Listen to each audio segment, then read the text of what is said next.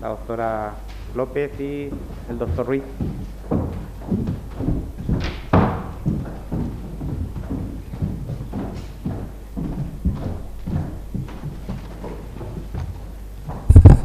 Bueno, vamos a empezar. Buenos días a todos.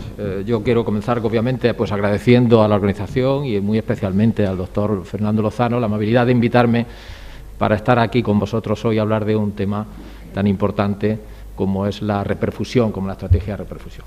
Y me parece también muy oportuno que antes de que la sesión, la reunión, se adentre en todos los pormenores de la angioplastia, reflexionemos sobre, no la competidora, porque está claro que al paciente hay que ofrecerle siempre la angioplastia primaria como primera alternativa, eso ha quedado demostrado, aceptado por las guías y tal.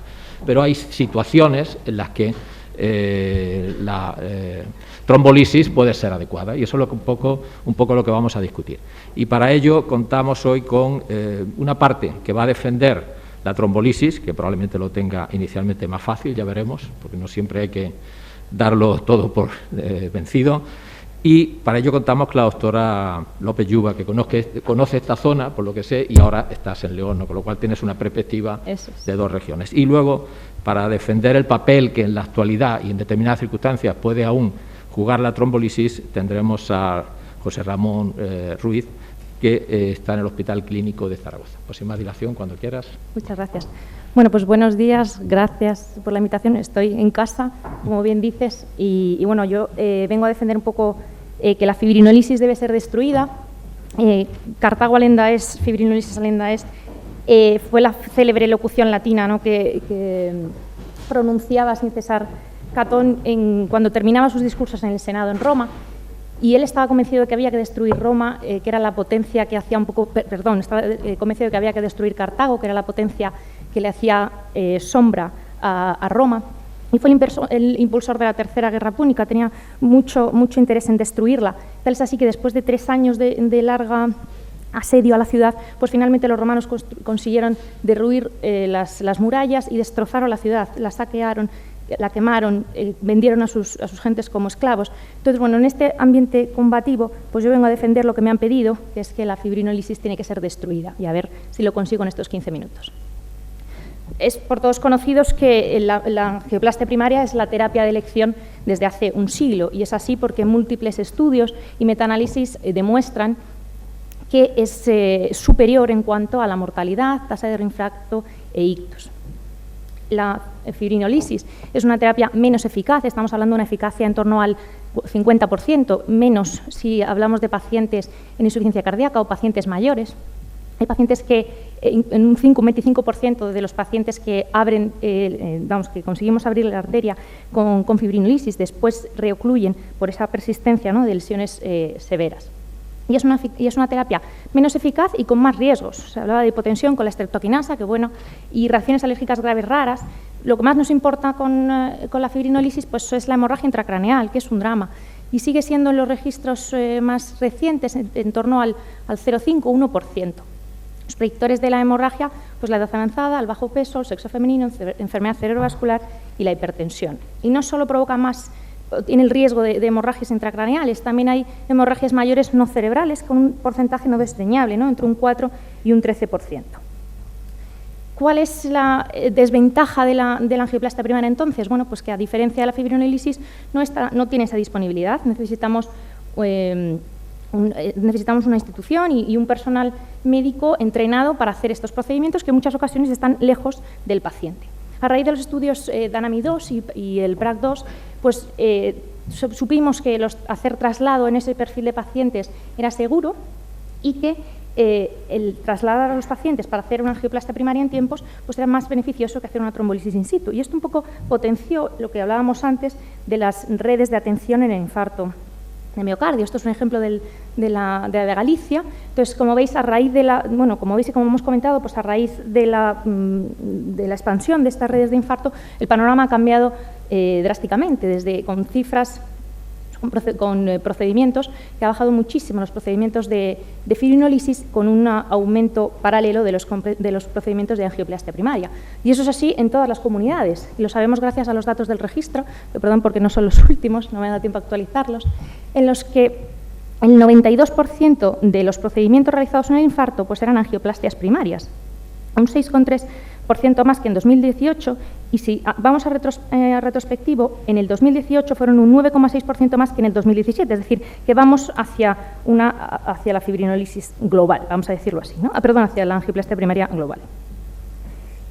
Y entonces, bueno, pues parece que las cosas las estamos haciendo bien. Fernando antes comentaba, todos tenemos que saber cuáles son nuestros datos para poder mejorar, porque obviamente hay margen de mejora. Y las guías establecen unos objetivos, y esos objetivos, gracias a estas redes de asistencia en el infarto, pues son los que tenemos que intentar cumplir. Y hay que intentar reducir no solo los retrasos del sistema, que son los más fáciles para nosotros, sino también tener en cuenta que hay el retraso del paciente. Y es algo de lo que hemos aprendido mucho con la pandemia, ¿no? Vimos que había que hacer mucha promoción a los pacientes para explicarles que estaban sufriendo un infarto, que supieran reconocer que estaban sufriendo un infarto de miocardio y qué tenían que hacer, y que no tuvieran miedo a acudir a los hospitales, ¿no? Porque todo esto pues, al final prolonga el tiempo total de isquemia, que es lo importante. Entonces, ¿qué nos dicen las guías en cuanto a qué terapia de reperfusión hay que hacer? Ya lo hemos dicho, angioplastia primaria siempre, salvo que no se puedan realizar en los plazos recomendados. ¿Qué plazos? Pues 120 minutos. Y os he traído este texto directamente desde las guías para leerlo con vosotros, porque dice: no hay estudios que evalúen específicamente este tema. El grupo de trabajo reconoce la falta de datos de estudios contemporáneos, no permite establecer los tiempos límites para escoger entre una angioplastia primaria y la fibrinólisis. Para simplificar, se ha escogido un tiempo absoluto desde el diagnóstico hasta la reperfusión de 120 minutos. Este metaanálisis, que ya se publicó hace unos años, ofrece unos datos muy interesantes. He intentado buscar una ecuación en la que se buscara cuál era el retraso aceptable entre la angioplastia primaria y la fibrinólisis, en base a predictores independientes de supervivencia a 30 días, riesgo de mortalidad, retraso del paciente y retraso hasta angioplastia primaria. Como veis, los pacientes de bajo riesgo podían tener un retraso aceptable de hasta 35 minutos, pero los pacientes de alto riesgo eran pacientes que se seguían beneficiando de la angioplastia primaria, incluso con tiempos de retraso muy largos, hasta 5 horas. Y hablando un poco de este tiempo de retraso hasta la angioplastia, yo quería un poco comentar con vosotros que ese tiempo, que es el intervalo de tiempo entre el tiempo puerta-balón y el tiempo puerta-aguja, siguiendo las recomendaciones de las guías de que la fibrinólisis se administre los primeros 10 minutos, está en esa franja entre los 110 y 120 minutos que se recogía en los estudios antiguos y que veían que era el margen de tiempo beneficioso para la angioplastia primaria. Pero, como todos sabéis, eso sería comparar el tiempo de inicio entre un tratamiento y el tiempo de efectividad del tratamiento, porque una vez que tú administras el fibrinolítico, el paciente no reperfunde inmediatamente. Como mínimo habría que sumar 30 minutos, aunque muchos tenemos la experiencia de que son pacientes que tardan hasta 60 o 90 minutos en reperfundir, con lo cual estamos hablando aquí de una comparativa de tiempos diferentes. Y otra de las cosas que he intentado buscar era registros actuales que dijeran en cuánto tiempo realmente se administra el fibrinolítico. Las guías cambiaron, antes recomendaban 30 minutos, es cierto que no desde el diagnóstico, sino desde el primer contacto médico, ahora recomiendan 10 minutos en base al estudio STEAM, pero ¿en cuántos pacientes realmente se administran 10 minutos? Bueno, pues yo no sé vuestra sensación, la mía que en pocos. Y entonces, retomando un poco las guías, ¿qué nos dicen las guías? Las guías nos dicen que angioplastia primaria sí, que fibrinólisis solo en pacientes en los que no se pueda conseguir esos tiempos de los que hablábamos, con las limitaciones que estábamos contando, ¿no? Y a los pacientes que se presenten en las primeras 12 horas. ¿Y por qué en esos pacientes? Pues porque la fibrinólisis se ve que la eficacia clínica y el beneficio de la fibrinólisis disminuye con el tiempo. Tanto es así que pasadas las 12 horas no solo no es beneficioso, sino que además aumenta en exceso el riesgo de hemorragia. Y es mucho más efectiva en las primeras 2 horas. Por eso se recomienda que los pacientes en los que te plantees una fibrinólisis sean aquellos que estén en esas primeras 3 horas desde el inicio de los síntomas. Y posterior, si pasado ese tiempo, que plantees una angioplastia primaria. ¿Realmente tenemos pacientes que consultan más tarde? ¿Y qué hacemos con estos pacientes? Pues sí que hay pacientes que consultan 12 horas más tarde del inicio de los síntomas. Este es un registro publicado hace un par de meses en JACC y se vio que aproximadamente un 10-12% de los pacientes siguen presentándose, siguen teniendo una presentación tardía, ¿no? Más allá de esas 2 horas del inicio de los síntomas. Y suelen ser pacientes mayores, mujeres, que se presentan fuera del horario laboral, que están en situación KILIP 2-3, no KILIP 4, y que tienen una FEBI disminuida. ¿Qué pasa en esos pacientes que se presentan más allá de las 12 horas del inicio de los síntomas? Bueno, pues está claro y tiene una recomendación 1, que si son pacientes que tienen signos de isquemia en curso, inestabilidad hemodinámica o arritmias mortales, hay que reperfundirlos con angioplastia primaria. Pero una novedad de las guías respecto a la anterior es que también debe considerarse esta estrategia para los pacientes que se presenten en ese margen de 12-48 horas tras la aparición de los síntomas, independientemente de que estén sintomáticos o no, que eso es algo que creo que es importante recordar. ¿Y por qué hablamos del límite de 12 horas? Pues decíamos antes que si el límite de 120 minutos era arbitrario, este también es un límite que se estableció en los estudios de fibrinolisis, no en estudios de angioplastia primaria. Y además sabemos que existe miocardio viable incluso tras 12 horas de isquemia severa, que después podemos debatir los mecanismos, y que puede recuperarse con una estrategia de reperfusión efectiva.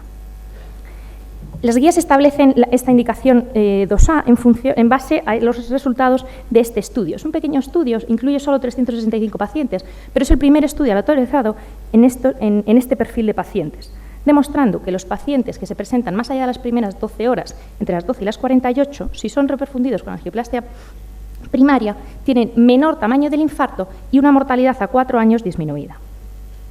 Y en todo este mare magnum de datos, pues también quería hacer una alusión a esto, ¿no? A la dificultad muchas veces de basar nuestras estrategias en los tiempos, porque muchas veces es muy difícil para nosotros realmente asegurar el tiempo.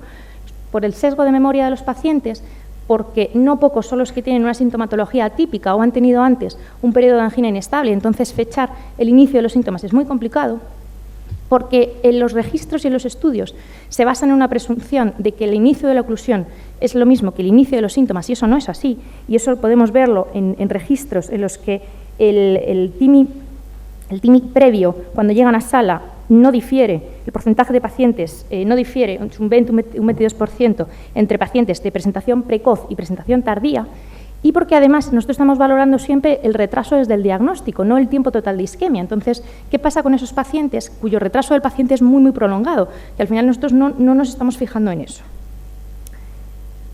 Estos pacientes que consultan más allá de las 12 horas son pacientes que se mueren más y podemos decir, bueno, es que consultan tarde, pero en este registro también publicado muy recientemente se ve que son pacientes que no se mueren en principio, y digo en principio porque es verdad que no se puede sacar conclusiones porque es un registro que no está lectorizado y que no tiene una estratificación muestral ni por síntomas ni por estabilidad hemodinámica. Entonces, bueno, pues hay que cogerlo, ¿no? Pues como ya sabemos, es un generador de hipótesis, pero no se mueren porque lleguen tarde. Una de las hipótesis es que no se mueren porque no se hace angioplastia primaria en estos pacientes, ¿no? Y decíamos, bueno, que fibrinolisis solo cuando no se puede hacer angioplastia primaria en los tiempos, con las limitaciones que contábamos, para pacientes que se presenten solo en las primeras 12 horas, porque más allá está contraindicado, y para pacientes que no tengan contraindicaciones, que no son pocas, porque si tienen contraindicaciones absolutas, obviamente está absolutamente contraindicado, valga la redundancia. Son pacientes en los que hay que excluir que tengan una hemorragia intracraneal previa, que tengan un ACV isquémico en los 6 meses precedentes, que tengan daño del sistema nervioso central, o neoplasias o malformaciones, que tengan traumatismos, cirugías o lesiones craneales importantes y recientes en el mes anterior, una hemorragia digestiva en el último mes, un trastorno hemorrágico conocido, una disección aorta o punciones no compresibles en las últimas 24 horas. Tampoco está indicada la fibrinolisis, y así lo recogen las guías, cuando el electro no es interpretable. Hablamos de pacientes con el bloqueo de rama izquierda o con ritmo electroestimulado. Y tampoco en pacientes que han sufrido una parada, donde la fibrinolisis no es efectiva y además aumenta el riesgo de sangrado. Más argumentos a favor de la angioplastia primaria, pues que consigue reducir los costes, fundamentalmente reduciendo la estancia hospitalaria tanto al mes como a los 6 meses. En este estudio, un estudio canadiense, termina diciendo que el coste, lo que se ahorra por paciente el hecho de haberse hecho una angioplastia primaria son casi $2.500. De tal forma que llegamos a este escenario en el que decimos que si la fibrinólisis es una terapia menos eficaz, con más riesgo, sobre todo de hemorragia intracraneal, que es lo que más nos asusta, que debe administrarse solo a pacientes que se presenten en las primeras 12 horas, idealmente solo en pacientes que lleven una evolución de menos de 3 horas, que supone un aumento de estancia hospitalaria y con ello los costes, que tienes que tener, o sea, que no puedes tener contraindicaciones, que no son pocas, que no se administra en pacientes que han tenido una parada o que tienen un electro dudoso y que además tienes que garantizar una administración rápida, que bajo mi punto de vista no siempre se hace, todo en el contexto de unas redes de atención del infarto cada vez más desarrolladas, pues no corre la misma suerte que Cartago, que César Augusto consiguió resurgirla un siglo después. Y para mí, la fibrinólisis, y es lo que debo defender, pues está muerta. Pero termino con esta frase para mi oponente, con que lo mejor una angioplastia lo antes posible.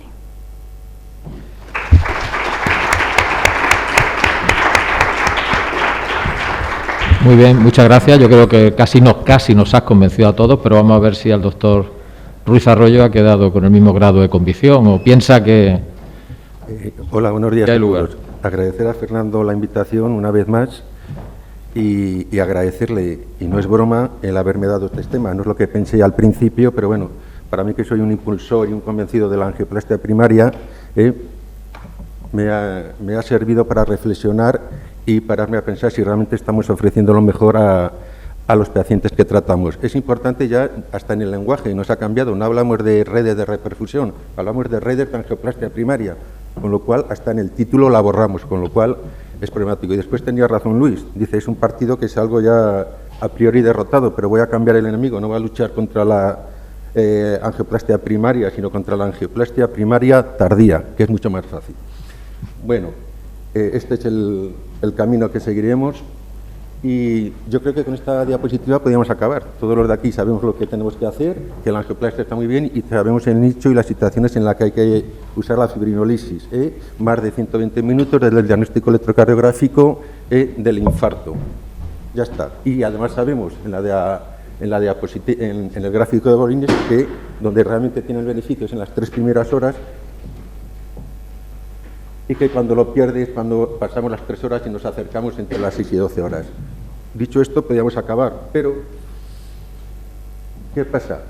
La pregunta es, ¿estamos infrautilizando la fibrinólisis respecto a lo que marcan las guías?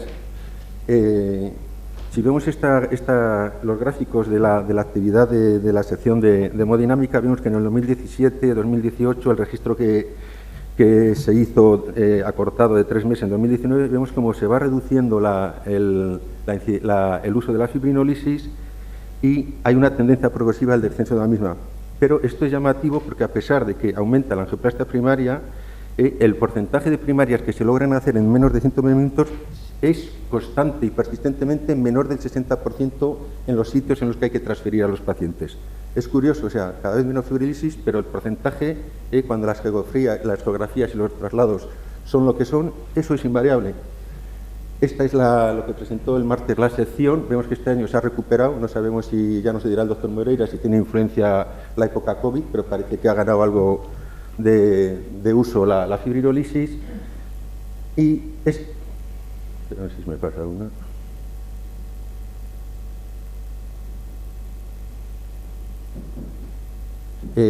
y como en el título hablamos de nuestra comunidad autónoma, ¿qué pasa en Aragón? Aragón tiene una peculiaridad, que de 1.300.000 pacientes, la mitad de la población vive en la capital y casi el 68% viven en el área metropolitana, casi acercándonos a 900.000 pacientes. Vemos que la aprobación...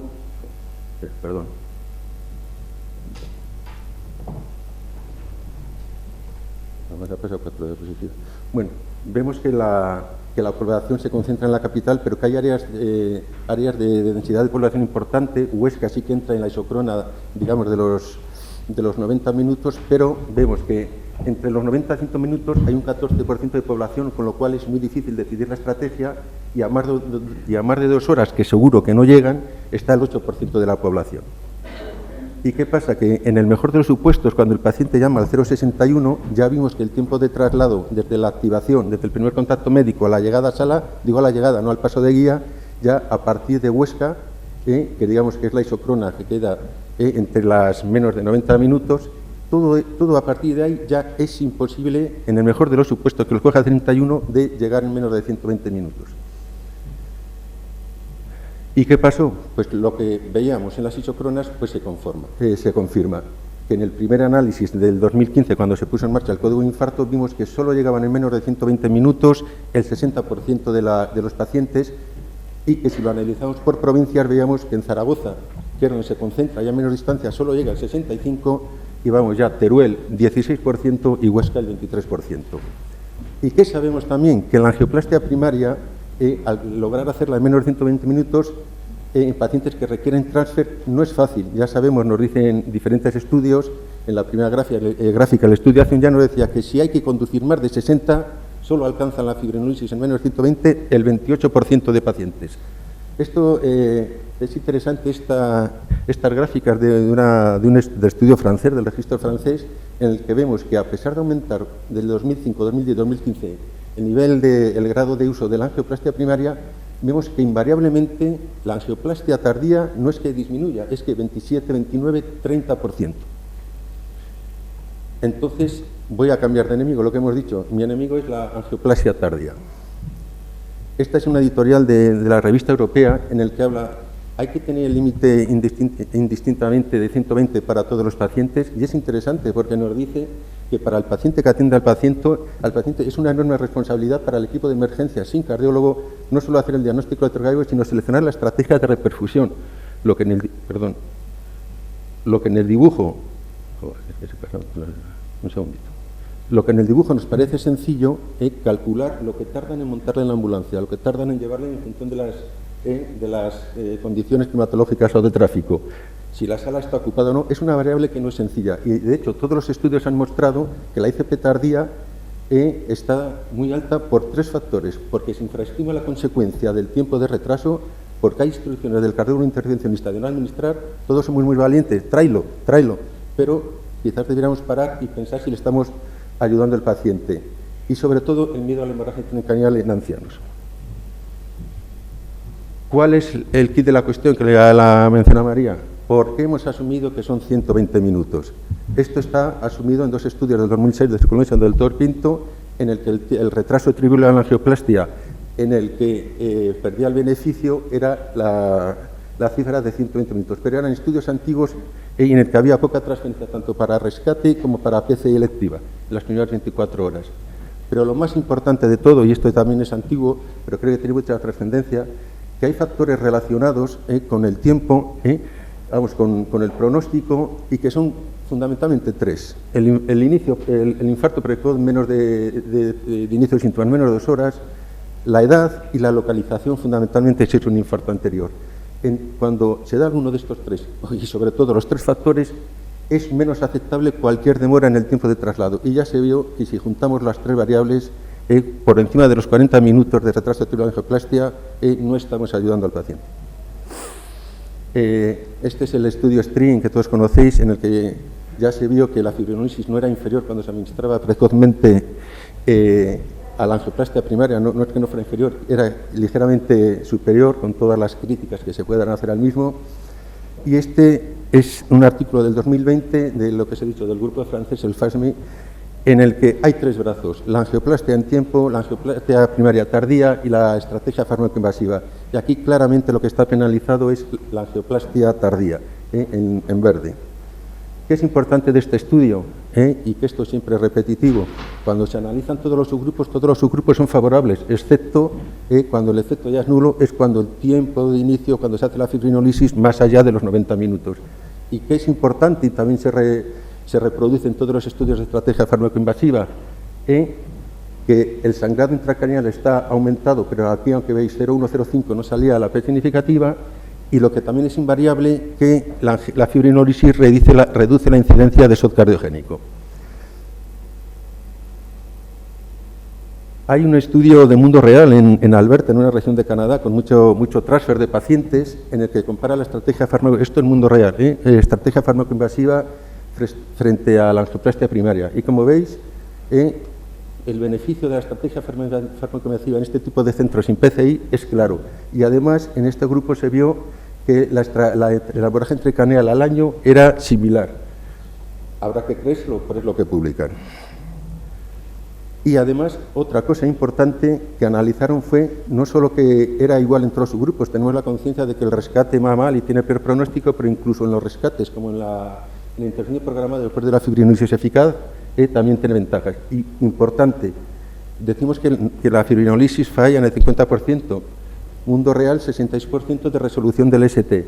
Y aparte, incluso en la resolución del ST posangioplastia, comparando los dos grupos, se resolvía más el ST en el grupo de farmacoinvasiva. Este es un estudio coreano del estudio Early, que solo lo pongo por dos cosas. Bueno, que también la farmacoinvasiva iba bien, y dos cosas. Salvo en dos subgrupos. Cuando la paciente era mujer y cuando existía bajo peso. Precaución, hay que individualizar todos los pacientes, porque además todos, en cuanto vemos estas dos características, se nos enciende la bombilla de la disección espontánea. Entonces, hay muchas variables y muchas cosas que pensar, no solo un tiempo. El STRING 2 va a hacer incidencia en seguridad y en eficacia. ¿Qué va a hacer el STRING 2? Infartos de menos de 3 horas de síntomas y más de 60 años. Claro, esto ya no son viejos, esto más de 60 años, eso está basado en el que el estudio ASEN vieron que a partir de los 60 habían más nivel de sangrados. Y este es el estudio que está planteado, 200 pacientes primaria frente a 400 pacientes, pero aquí ¿cuál es la variable? Que el fibrinolítico se va a administrar a la mitad de dosis. Otra cosa importante, cuando la fibrinolisis es eficaz, mejora el resultado final del intervencionismo. En este estudio que se publica en la revista de trombosis, vemos que se analizó la reactividad plaquetaria, se analizó la carga de trombo tras implantar el stent y se analizó la reperfusión miocárdica, el grado de Blas. ¿Y qué vieron? Que en ambos grupos la reactividad plaquetaria estaba alta a pesar de la carga hospitalaria de los nuevos antiagregantes, y que en el grupo de angioplastia primaria se observaba más alta carga trombótica, que es la imagen de arriba, y menor tasa de luz de Blas miocárdico que en el grupo que se había hecho una fibrinolisis eficaz. Esto lo va a saltar porque creo que hablará el doctor Moreira si la pandemia cambió el uso de la fibrinolisis. Solo citar el posicionamiento de la española, en el que aceptaron como nuevos usos aquellos pacientes COVID positivo que el traslado era muy comprometido o complejo, o COVID positivo con bajo riesgo hemorrágico en las primeras 3 horas. Este es el protocolo que cuando se diseñó el Código de Infarto en Aragón en el 2015, vimos que se diseñó respecto a las guías que había en ese momento, y yo creo que me gusta más que el actual. ¿Y por qué me gusta más que el actual? Porque recoge estos pacientes que realmente son límites y en los que nos preocupa la variable. Ya se hablaba en las antiguas de si menos de 2 horas de inicio de dolor a ICP, realizar el tiempo en no 120, en 90. Y realmente eso creemos que es adecuado, pero desapareció en las nuevas guías, cuando realmente era una práctica clínica que creo que tenía además impacto pronóstico favorable para el paciente. ¿Y qué ha pasado en Aragón? Solo tengo datos del 2020 de los dos hospitales, estrategia de fibrinolisis en Aragón, 3,2. 3,2. Hemos hablado que el 8% es imposible que llegue y que el 14% está al límite. Entonces, claramente se está infrautilizando la fibrinolisis en nuestra comunidad. Y otra cosa importante, cuando hemos analizado la fibrinolisis de nuestro hospital en el 2019, en el hospital clínico, que de 19 pacientes que nos constan la base de datos lisados, la indicación inicial, la estrategia inicial era la fibrinolisis, que era la fibrinolisis. Cuando nos llamaron a nosotros al hemodinamista, 12 nos contaron que era un rescate y 7 figuraban como si habían hecho lisis eficaz. Pero cuando llegó el paciente a la mesa, realmente no eran rescates. De los 12 rescates pasaron a ser solo 4 pacientes con TIMI 0. El 68% de los 19 que se había dado lisis habían tenido éxito, y de esos 68%, la clave es que el 92% de esos pacientes había dado la lisis en menos de 6 horas. Y aquí veis que simplemente con que permita el paso de una hematía ya te simplifica el caso.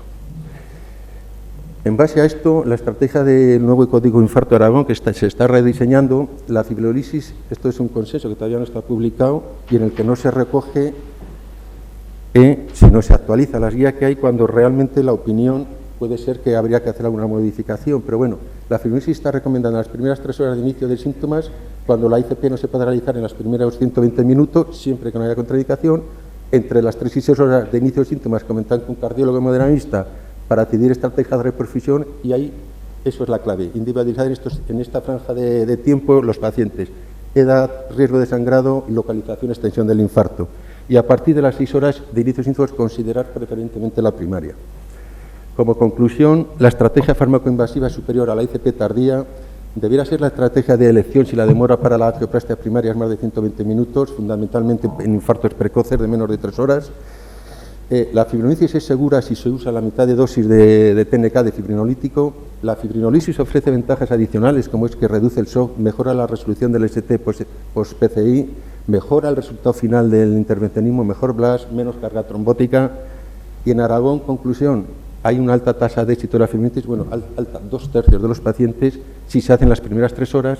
Hay una infrautilización respecto a lo que hemos hablado de los aspectos demográficos, ya que el 8% es seguro que no llegan y un 14% límite, y posiblemente estamos forzando la angioplastia primaria cuando realmente estaba indicada la fibrinolisis.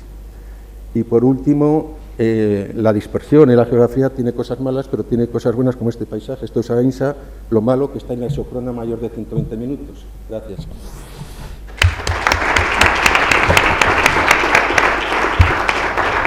Muy bien, muchas gracias. Tenemos tiempo para un par de preguntas. Siéntate por aquí. Bueno, si os parece, yo os haría una reflexión a ambos y os pido vuestra opinión. A la vista del tema, parece que hay pacientes que no le estamos ofreciendo el mejor opción terapéutica, en el sentido de que tardan más en llegar y no le ofrecemos la fibrinolisis en esas primeras 3 horas. ¿Deberíamos replantear eso? ¿Creéis que pueda ser debido a que, en vez de tener como objetivo abrir la arteria lo antes posible con el medio seguro y eficaz disponible, centrarnos solo en la angioplastia? ¿O? Yo creo que las guías nuevas no recogen lo que he dicho, las variables del paciente que son críticas a la hora de necesitar tiempos más cortos. Se valora 120 minutos, pero no se considera edad, infarto anterior ni inicio de síntomas. Yo creo que eso es un error.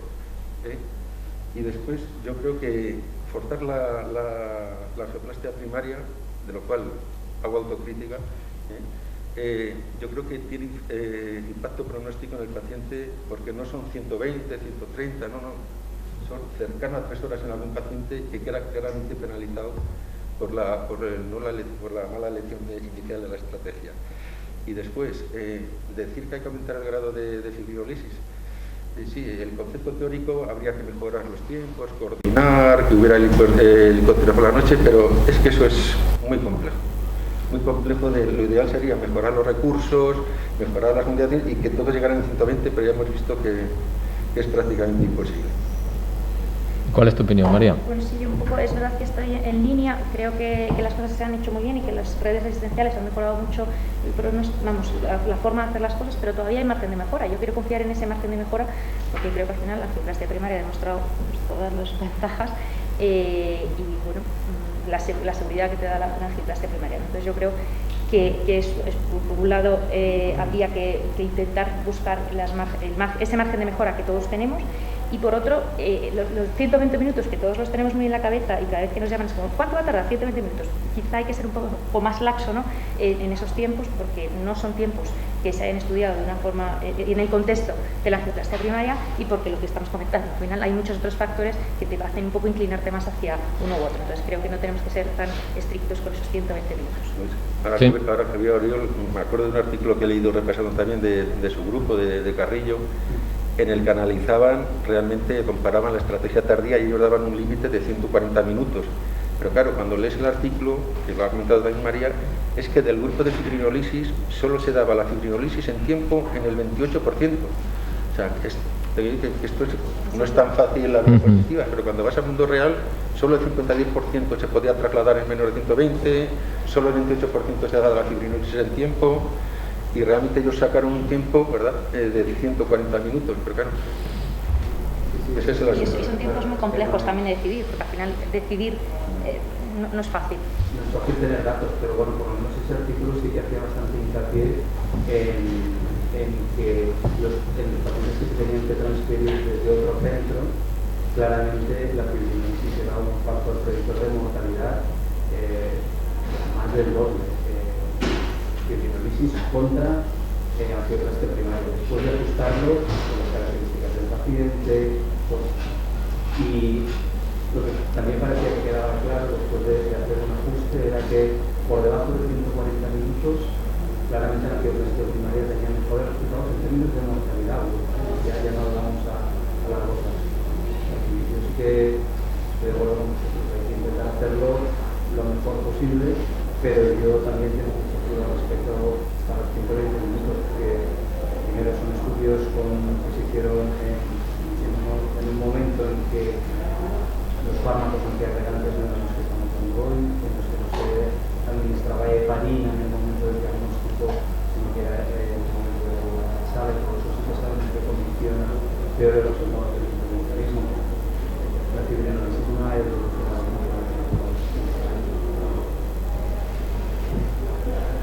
mucho. Sí, comentario rápido, sí. Media dosis de TNK, ¿por qué? ¿Qué beneficio tiene? Porque se vio, por ejemplo, en el estudio STRING se vio que se disparaba la hemorragia intracraneal hasta que hicieron cambio de actitud a media dosis. El estudio de los coreanos es con media dosis y realmente lo que se demuestra que igual a la hemorragia intracraneal es la media dosis y por eso se ha diseñado el STRING 2. Sí. Ellos quieren ver... Bueno, no sé si hay algún código que recoja usar la media. Yo creo que el nuestro, en concreto, en mayores de 75 años, lo recoge. Sí, en el STRING se vio eso, ¿no? Que había mucha hemorragia, la redujeron y a partir de ahí se igualó con tal, o sea que... ¿Y eso? ¿Mayores de 75 años? Sí, en mayores de 75 años estamos hablando. ¿Habéis animado al final? No sé si pasa a todos los demás, pero yo creo que es importantísimo y apretar mucho las tuercas a uno o dos cuando se llevan con el tiempo. Porque cualquier parecido entre el tiempo que te da y la realidad de cómo llega el paciente es coincidencia. Sí, no, eso es... Quieres el uno o dos, pero esto es los hombres de Harrison. Dime el tiempo real, no me mientas porque va a encontrar. No, son 40 minutos, estás a 150 kilómetros de autoridad. A veces hay que oponerse al uso de helicóptero cuando están demasiado cerca, porque es mucho, vamos, relativamente cerca, porque llega antes en ambulancia que en helicóptero, entre que sale, que vuelve, que tal, o sea que, pero bueno. ¿Una pregunta para allí? Preguntaros qué opináis de la fibrinolysis hospitalaria en pacientes con paradas cardiorrespiratorias sospecha de infarto que no salen de la parada.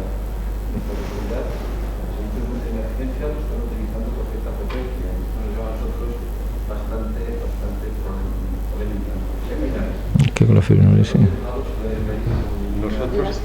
Perdona. Las guías dan una recomendación, uno, a hacer angioplastia primaria en pacientes con una parada que ha sido con tiempos prolongados. Los pacientes que están en parada, sospechan infarto, no sale de la parada, siguen reanimando, no sale de la parada de acción fibrinolysis. Y veces se acaba saliendo y viene a la parada. Esa actitud, ¿cómo la veis? Yo la veo que el que está con el paciente no tiene plan B.